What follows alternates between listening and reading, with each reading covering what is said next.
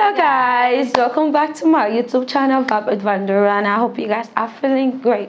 So today, as usual, we have a beautiful guest in the house. Life is precious. And today, majority of the time I do argue on Jordan Peterson's say. So today we're going to be checking best of Jordan Peterson's. Wow guys, let's get right to it.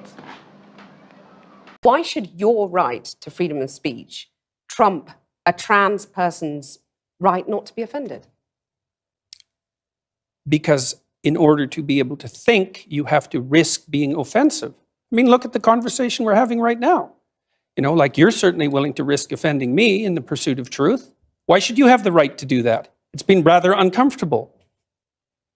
You've connected a lot with a lot of young men, lots of different people, but young men particularly seem to, find something in your message. I'm a young man. I'd like to be improved, please. I want to stop being a pathetic weasel. Yeah, that would be good. Clean up your room. I don't know how you can go out and protest the structure of the entire economic system if you can't keep your room organized. What are the limits of that idea, though? Because you can have a lovely clean room, but if for my generation, we're looking down the barrel of climate change, we can't afford a house, some people can't get work, university education's unaffordable. There are these huge, massive problems in society and the political economy that are also going to, screw us over in the big picture that the clean room isn't going to necessarily fix. If you're going to fix complicated problems, you have to learn how to fix simple problems first. I want to know, what is your answer to young people for some of the really big problems facing humanity, like the climate catastrophe, like economic crisis, like the precarious job market? Because they just don't, you talk all this much about individual responsibility. Most of us are never going to be able to afford to have all of these assets to have responsibility over. So what is your advice beyond banal comments like clean your room? It's actually rather difficult to answer a question that ends with your comments are banal. Politely. I would consider that more of an opinionated personal and political statement than actually a question. So why don't you try reformulating that so that there's an actual question there? A trans woman is a real woman. I don't really like the way those questions are formulated.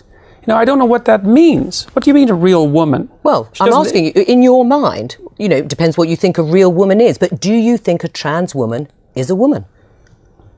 No. Why not? Because I think that women are capable, generally speaking, of having babies, and they have female genitalia, and they have an XX chromosome, and I think the biological markers are relevant. Interested in people being able to have different choices and having equality of outcome. Aha, well, so the overwhelming proportion of people who are in prisons are male. Now, do you want to equalize that, just out of curiosity? What about bricklayers? They're 99% male. And we've got about 3/4 of the population now in universities in the humanities and social sciences are female. Are we going to equalize that? And men work longer hours. They work more dangerous jobs. They're more likely to move. They're more likely to work outside. They're more likely to participate in jobs in the STEM fields that are scalable. They make more money for those reasons. And that's all hidden under the idea that the reason that men and women make different amounts of money is because of their gender. Do you have any comments on the Nazi presence at your protest? The presence of Nazis and white supremacists assaulting people at your protest. Do you have any comment on that? Yeah, I don't like Nazis. Well, that's highly debatable. That's highly debatable. Actually, it's absolutely true, because there's never been a secular humanist government on the planet. I don't know. I think the Soviets were pretty secular. No, humanists. Then, I know with all due apologies, you do not know the first thing about what secular humanism is. You should read the Secular Humanist Manifesto. I'm very glad I put you on the spot. Well, I'm very glad that I have exercised my freedom of speech. You get my point. It's like you're doing what you should do, which is digging a bit to see what the hell's going on. And that is what you should do. But you're exercising your freedom of speech to certainly risk offending me. And that's fine. I think more power to you as far as I'm concerned. Except you haven't sat there and I'm just trying to work that out. I mean, Gotcha. You have got me. I'm trying to work that. History. You've written the idea that women were oppressed throughout history is an appalling theory. They haven't had a great time, though, have they?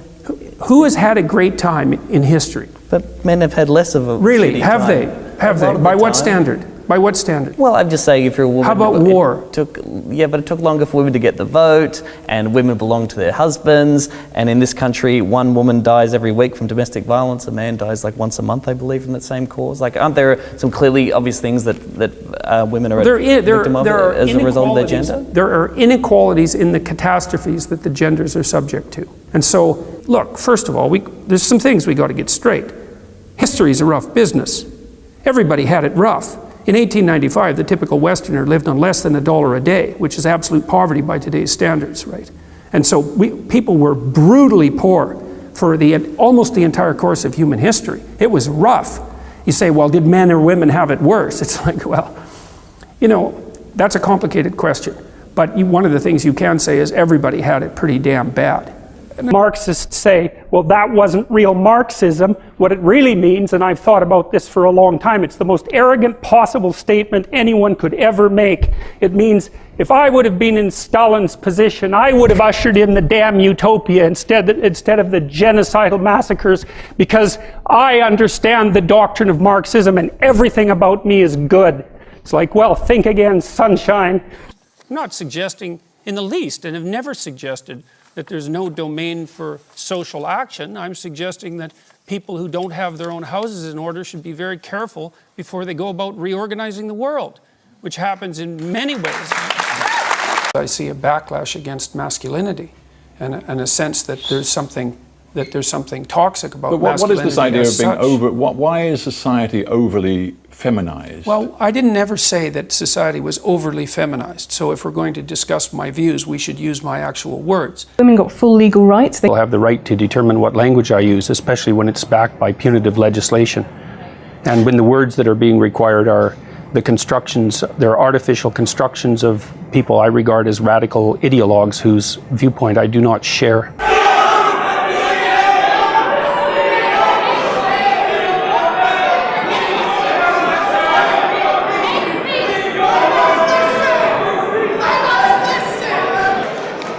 That's pure narcissism at work, by the way.